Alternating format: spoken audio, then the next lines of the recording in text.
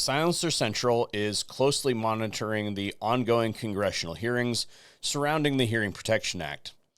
We have always been vocal supporters of the Hearing Protection Act, as well as the currently proposed provision of a 0% tax stamp. Our priority has always been and will continue to be advocating for deregulation and Second Amendment rights, while supporting any win we can get for our customers regarding their firearm and accessory ownership rights along the way. Regardless of the ever-changing regulatory landscape, we remain focused on delivering exceptional service and standing by the community we're proud to be a part of. Brandon Maddox, CEO, Silencer Central. That was a statement that was just published on AmmoLand in an article discussing the alleged lobbying efforts of the Silencer Central. And it's a little bit vague. But it seems to suggest certain things. This post from Guns and Gadgets, my buddy Jared over there, sure would be nice to see more suppressor companies on this letter. Tag your favorite can company, and they can post whether or not they stand with us in removing silencers from the unconstitutional NFA. In response, Silencer Central posts this. As the nation's largest online retailer of suppressors, we're also one of the largest manufacturers. Our commitment to our customer is unwavering, and we support any effort that reduces barriers to make suppressor ownership more accessible. Also, a rather vague statement. So I will ask directly, right now, to Silencer Central. Did you, or did you not, again, this is alleged, lobby for the reduction of the NFA tax? And was that effort divorced from the entire scope of the Hearing Protection Act? Did you do that thing? Question mark. The reason I asked that question is a couple-fold, because I've heard the grumblings. I have received word from some folks in such positions to render such information that is what was going on. But they would not provide any kind of documentation for such thing. So I can only confine my statements to things that are available out there that are sourced. Apparently, I'm not the only one who has received this information. Allegedly gone through and actively lobbied against this. To a company firmly rooted in the Second Amendment space, producing Second Amendment things, is actively campaigning and lobbying against your desires to get rid of, let's just say, 100-year-old infringement. There is a group or a company that has been lobbying to keep these on the NFA. I will honestly say he didn't say what company it is, but let me just double check this because I want to get it right. Allegedly, Silencer Central is pushing against this with their lobbyists. So either Silencer Central has somebody who's got an axe to grind against them, or there is some kind of truth there. And the reason that this is concerning to me, for instance, is that statements like this have been made by Silencer Central previously. I think where we differ from some people is we feel there could be some sort of crawl, walk, run. Some people are really focused on HPA. To me, it's obvious that Biden is not going to sign that.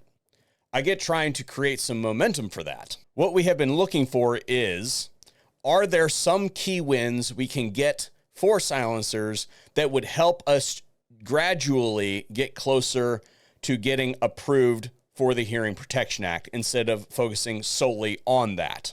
2024 interview with AmmoLand. Today's video is brought to you by XS Sites. I'm out here today preaching the good word of the XS Big Dot site. If you don't like the XS Big Dot site, then you're wrong. No, I'm just kidding.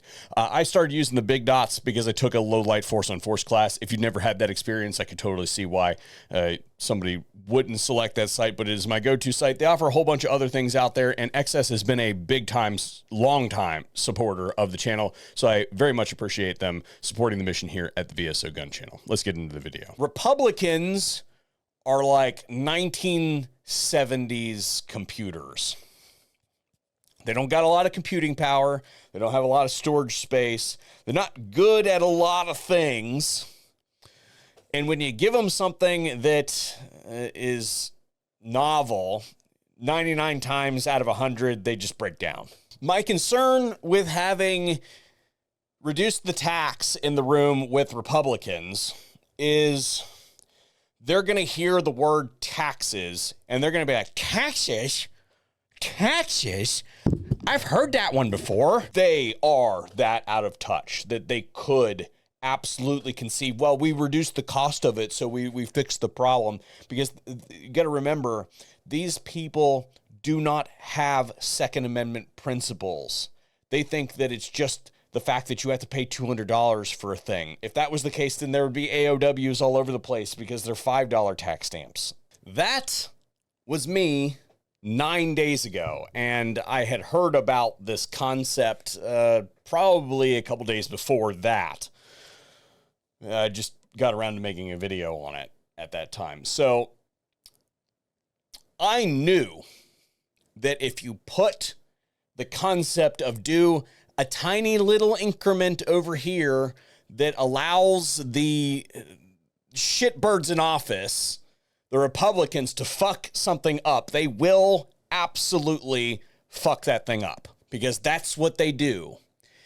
And for me to understand that that is the way that that is going to be, but for a company that spends a crap load of money on lobbying to not understand how that is going to go, I do not buy it. And it seems to me, and you guys can let me know in the comment section down below, to align with some of the previous statements that you have made. Silencer Central, correct me if I am wrong.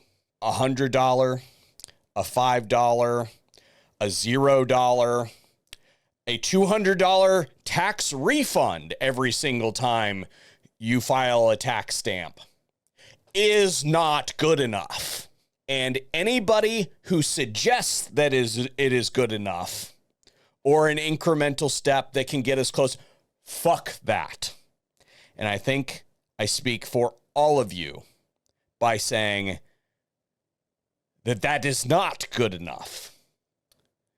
In the words adverse to Mr. Kustoff, who's out there on an apology tour right now trying to cover his ass. There's some other documents that I am basically just going to flash up on screen now that are some of the documents that track some of the lobbying spends of Silencer Central, but I don't know what those mean because this is all super vague and they can write whatever they want on that line. And does it mean what it says or does it mean tongue in cheek? I don't know. And I'm not going to get into the nitty gritty of what that particular thing was for. Was it a good thing? Was it a bad thing? I don't know.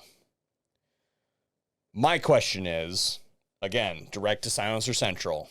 Did you attempt to influence the reduction of the NFA tax? And that's all we need to know.